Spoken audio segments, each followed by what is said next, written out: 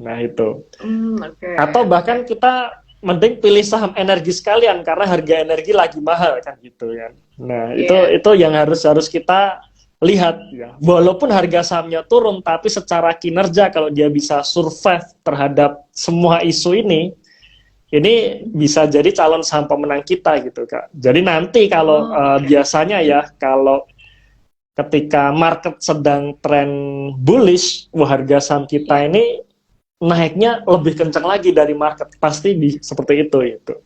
Yang penting adalah Oke. kinerjanya ini harus harus kuat dulu, kinerja kuat. Nanti kalau marketnya bagus, harga sahamnya naiknya lebih tinggi gitu dari market. Hmm, Itu biasanya, Kak. oke oke. Nah, kalau misalkan Hmm. ketika porto kita lagi turun gitu, ada nggak sih Kak Hmm. kayak apa nih yang harus kita antisipasi gitu? Kayak kalau misalnya kita udah ngelihat kayak wah kayak bakal turun nih atau kayak gimana gimana itu. Ada nggak sih Kak kayak hal-hal yang harus kita perhatiin untuk mengantisipasi seenggaknya tuh turunnya nggak turun-turun banget gitu? Ada nggak? Iya, oke. Biasanya memang gini, Kak. Kalau misalkan ya market turun, harga saham yang kita Mm-mm. pegang ini kadang turunnya lebih dalam dari market. Apalagi kalau misalkan kita belinya udah agak mahal gitu ya. Iya. Valuasinya mahal, begitu kena sentimen negatif, turunnya biasanya dalam tuh, gitu. Hmm, Tapi intinya memang tidak bisa kita hindari ketika apa namanya ketika market turun, harga saham kita turunnya lebih dalam dari market itu tidak bisa kita hindari, itu pasti terjadi. Nah, maka yang harus kita persiapkan ya kalau itu terjadi gimana supaya psikologis kita tetap tenang gitu. Nah, itu ya sebenarnya yang oke. penting itu. Iya. Nah, ada tipsnya, Kak. Ada tipsnya. Yang Apa tuh Kak? pertama, pastikan kita pakai dana yang nganggur kan, dana dingin itu. Iya. Ya kan, dana dingin, dana yang nggak akan kita pakai untuk paling tidak 3 tahun ke depan Mm-mm. gitu. Nah, ada pertanyaan, kenapa harus 3 tahun ke depan? Ya karena biasanya 3 tahun ke depan itu ada siklus nih, siklus ketika saham-saham pada naik atau ketika saham-saham pada turun.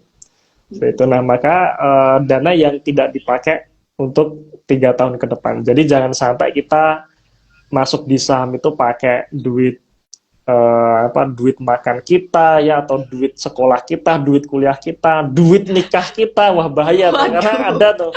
ada yang dulu pernah tanya ke saya tuh gini, Mas Eras ini kan saya mau nikah nih, tapi nikahnya tahun depan gitu. Nah, mumpung masih tahun depan, saya mau beli saham. Kira-kira saham apa ya yang bagus buat tahun depan? Jadi tahun depan itu harga sahamnya nah gitu. Nah itu nggak tahu saya gitu kan, nggak tahu saham apa yang akan bakalan naik tahun depan apa. Saya nggak tahu. Kalau udah Iya. tahu mah saya jual rumah, jual mobil, beliin semua di saham itu kan gitu kan. Nah, itu bahaya banget gitu. Ya kalau tahun Hmm. depan marketnya bagus kan itu. Tahun depan Iya kalau bener. marketnya bagus ya. Kalau ternyata tahun depan terjadi crash lagi gitu. Iya. Nah, bisa-bisa kita nggak jadi nikah kan gitu Gak kan. jadi nikah.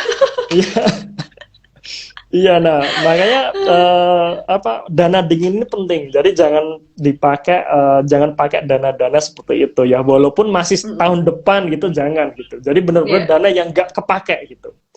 Nah, itu supaya kita tenang gitu. Jadi walaupun walaupun market gonjang-ganjing kayak gini, kita tetap tenang karena kita pakai dana dingin itu. Itu yang pertama.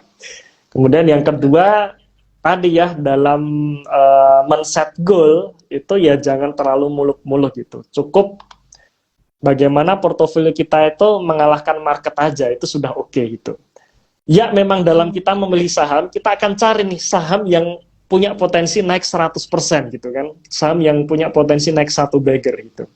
Cuman kan kita nggak tahu kapan naik 100% ini kan gitu. Nah makanya Mm-mm. dalam hal mencari goal dalam tahunan itu nggak perlu muluk-muluk ya. Cukup kita mengalahkan market dan kalau saya sendiri saya selalu mengatakan ke teman-teman di investor itu ya, itu kita cukup mengalahkan market 10% aja gitu. Jadi target Oke. kita adalah IHSG plus 10% itu cukup.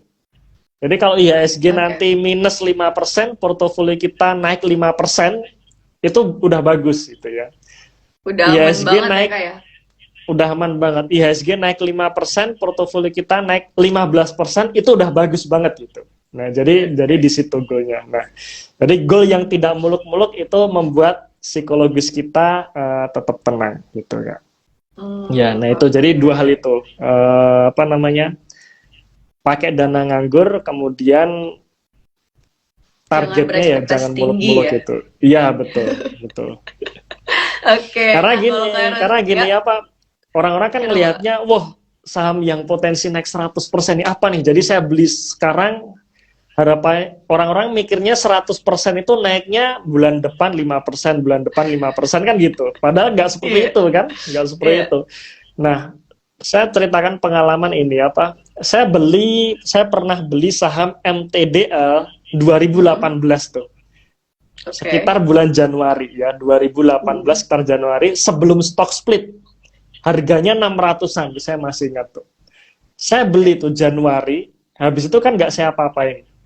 Nah, pertengahan tahun itu harganya udah 900 tuh. Udah cuma 50% kan. Nah, cuman karena kinerjanya masih bagus, secara valuasi masih murah, saya tetap nge-hold gitu ya. Saya tetap nge-hold. Nggak saya jual tuh 50%. Tiba-tiba ternyata bulan September balik lagi ke harga 600, Kak. Gitu. Nah, jadi Januari saya beli 600. Kira-kira saya lupa, pokoknya ya sekitar pertengahan tahun itu udah ke 900. Bulan Septembernya balik lagi ke 600 gitu. Nah, itu perjalanannya memang seperti itu. Nah, ini biasanya psikologis kita mulai kena nih, wah gimana kan gitu. Nah, maka yang harus kita ngelihat, kita tetap fokus ke kinerjanya. Kalau kinerjanya bagus, ya sudah, tetap di hold aja. Nah, ternyata si MTDL ini, dia baru naik itu 2019.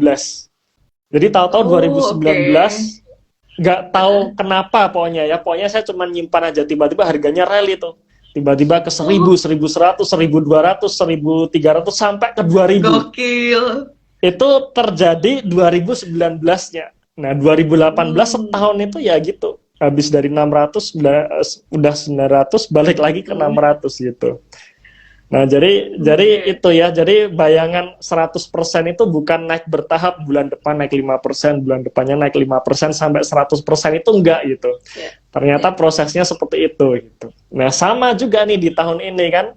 Di tahun ini kalau kita ngelihat saham-saham yang mungkin kita sudah nge-hold sejak awal tahun atau tahun kemarin, tiba-tiba harganya balik lagi ke tahun kemarin gitu kan.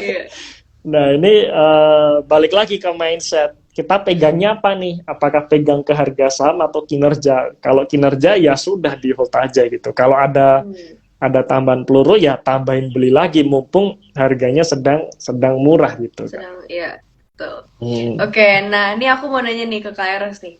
Kalau Kak Eros sendiri ngelihat bulan November nanti nih, Kakak ngelihat bursa nih bakal lebih lemah atau lebih kuat, gimana tuh Kak? Ya, kalau ditanya bakalan naik atau enggak, pastinya kan saya nggak tahu Kak ya. Tapi memang saya cenderung tetap optimis sih Kak ya. Cenderung tetap optimis. Kalau saya misalkan melakukan timing market ya, misalkan dalam artian kapan market akan bullish, akan bearish, ini kan sebenarnya ada siklus tahunannya tuh Kak. Kalau kita perhatikan ya, siklus tahunannya. Siklus tahunan itu harga saham akan naik biasanya di akhir tahun sampai awal tahun depan. Ya. Fenomena window dressing sama January effect kan itu. Nah, nanti biasanya mulai bulan April gitu ya, Mei dan sebagainya itu ada fenomena lagi, fenomena sell in May and go away gitu kan. Nah, itu harga-harga turun tuh. Turunnya sampai kapan? Ya biasanya sampai September tuh Kak, biasanya. Ya saya pengalaman tuh, 2015 saya all in BBRI ya bulan September gitu kan. Terus kejadian di MTDL harganya balik lagi itu ya di bulan Septembernya dan sebagainya. Itu kenangan bulan September suram itu banyak gitu kayak, bukan September ceria tapi September suram itu banyak gitu. September, tapi biasanya Oktober ini mulai naik, biasanya akhir Oktober. November kalau kita ngelihat di story IHSG itu biasanya dia akan turun lagi, nah Desembernya naik. Itu saya pernah ngitung tuh, saya tampilin di channel di investor juga ya. Itu kalau kita ngelihat histori sejak tahun 2010 sampai 2021, bulan bulan Desember itu market hijau. Jadi belum Oke. terpatahkan tuh 2010 sampai tahun 2021. 21. Ya, bulan Oktobernya ya dari tahun 2010 sampai 2021 itu rata-rata hijau. Cuman merahnya 2 tahun aja. Itu saya lupa tahun berapa, tapi dari 2010 sampai 2021 itu bulan Oktober hijau terus. Cuman 2 tahun yang merah gitu. Nah, yang merah ini ya di bulan Oktober itu bulan Novembernya jadi hijau itu, Pak. Itu ya. Nah, Oke, tapi itu secara oke. histori ya, kan Iya. kita tetap nggak tahu nanti apakah akan terulang lagi di tahun ini, kita nggak tahu. Tapi saya tetap optimis. Nah, optimisnya selain kita ngelihat histori, saya juga ngelihat dari sisi makroekonomi gitu, Kak ya. Iya. Ya, Gimana tuh Kak jadi menurut Kakak sekarang nih tanggapannya? ya, jadi dari sisi makroekonomi sendiri, Indonesia ini baik-baik saja sebenarnya. Iya. Ya ada isu resesi gitu kan, ya ada inflasi tinggi, kemudian suku bunga tinggi, cuman itu di luar negeri sebenarnya Kak. Iya, Gitu kan, betul, itu di betul, luar betul. negeri kan. Iya. Indonesia ini kuat loh gitu kan. Mm. Pertumbuhan ekonomi kita di kuartal 2 kemarin masih tinggi 5,44%, masih tumbuh gitu. Jadi masih Iya. masih kuat gitu. Nah, sekarang kita cek lagi nih, ibaratnya kan kita bedah lagi kan, kita lihat lagi pertumbuhan ekonomi kita ditopang oleh apa aja sih gitu. Nah, ternyata kalau kita ngelihat dua hal, konsumsi kita tinggi, ekspor kita bagus. Nah, jadi walaupun inflasi nih di Indonesia, ternyata konsumsi kita masih tinggi tuh gitu kan. Iya. Konsumsi kita masih tinggi, orang-orang tetap Betul. belanja gitu Tetap kan. belanja, Ya, iya. Mbak Ramel kan weekend masih sering belanja keluar kan ya, ke mall gitu kan ya, nggak diam di rumah kan. Oh, iya, nggak. Kalau aku enggak. Iya, itu Oke. apa? Ya walaupun memang siklus bulanannya kadang kita ngeliat mall kadang ramai, kadang sepi itu Iya. wajar ya. Tapi Iya, yang iya, jelas betul. konsumsi tinggi, kemudian ya itu tadi. Walaupun sembako kemarin sempat mahal, orang-orang tetap beli Iya. kan gitu kan. Tetap Orang-orang beli. tetap beli ya. Kemarin mau masuk sekolah, toko-toko sepatu pada rame gitu. Iya, Padahal betul. katanya di berita ekonomi lagi susah tuh. Tapi tetap toko sepatu rame juga kan. Tetap rame. Tetap rame waktu mau masuk sekolah kan bulan Maksud bulan iya, Juli ya. betul, betul. Habis itu sepi sebentar ya. Nanti akhir tahun ada promo diskon akhir tahun ya pasti rame lagi tuh Rame toko lagi. sepatu Iya, kan. Toko betul, sepatu, betul, toko betul. baju rame lagi tuh. Gitu. Jadi konsumsi kita masih tinggi gitu kan. Iya. Terus, nah kemudian yang kedua di sisi ekspornya. Nah ekspor kita bagus. Nah ekspor kita bagus tuh dari mana? Nah ternyata kan kita adalah salah satu produsen batu bara terbesar di dunia kan. Di dunia, iya. Betul. Nah otomatis mereka-mereka yang apa namanya, yang dia bergerak di sektor tambang khususnya batu bara sedang cuan gede nih. Iya. Kenapa? Karena dia ekspor. Harga batu bara sedang tinggi. Dolarnya naik kan gitu. Sekarang kan dolar naik tuh 15.500 ya. Udah ketiban untung tuh. Udah harga batu bara tinggi, dia ekspor pembayaran dapat dolar gitu. Dolarnya sedang mahal ya udah dia dapat cuan gede. Nah, efeknya apa? Efeknya juga nanti bakalan duit itu akan ke sektor yang lain juga gitu. Jadi orang-orang yang udah cuan-cuan dari tambang ini ya, mereka juga pasti akan larinya ke sektor yang lain. Ya, saya tanya nih salah satu teman saya kan ya yang salah satu kerja di salah satu perusahaan batu bara terbesar ya di Indonesia ini kan. Teman saya bilang, wah Ros, tahun ini tuh bonus terbesar saya sepanjang saya kerja gitu kan.